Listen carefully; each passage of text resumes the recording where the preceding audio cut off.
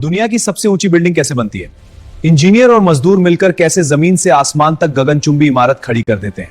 लेकिन इतनी ऊंची ऊंची बनाना हिफात बिल्कुल भी आसान नहीं होता।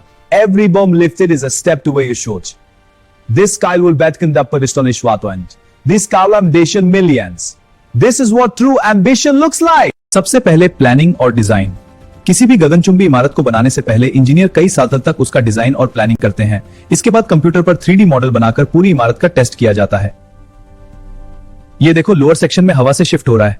हाँ, लेकिन अपर लेवल्स पर भी चेक करो। ग्राफ आ गए, ग्रीन सिग्नल, सेफ है।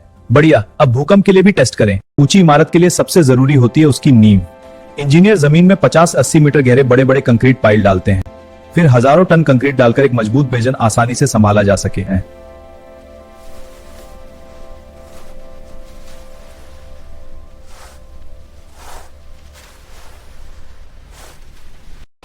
अब शुरू होता है असली निर्माण। सबसे पहले स्टील का फ्रेमवर्क बनाया जाता है। बीच में एक मजबूत कंक्रीट कोर बनाया जाता है। इसी कोर में लिफ्ट, सीढ़ियां और पाइपलाइन होती हैं।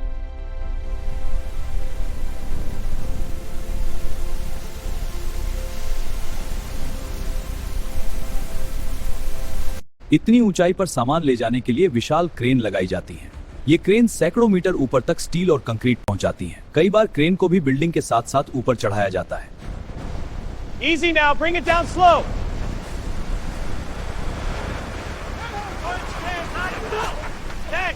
That's it, lower the plane.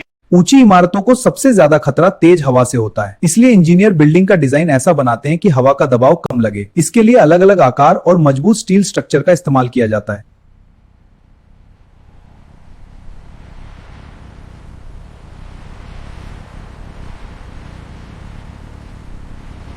जब स्ट्रक्चर बन जाता है तब बिल्डिंग पर हजारों ग्लास पैनल लगाए जाते हैं।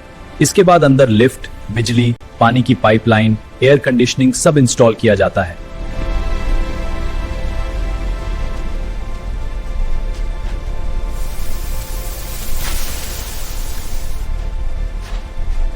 कई साल की मेहनत और हजारों इंजीनियरों की टीम के बाद जाकर एक गगनचुंबी इमारत तैयार होती है। आज दुनिया में कई ऐसी जरीन के अद्भुत नमूना है और भविष्य में ये इमारतें और भी ऊंची बनने वाली हैं।